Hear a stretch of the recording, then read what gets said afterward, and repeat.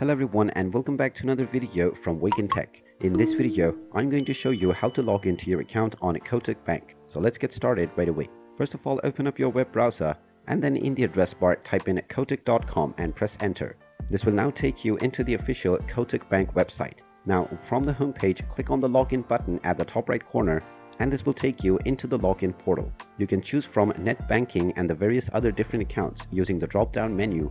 And now you will need to enter your CRN, your username or your card number.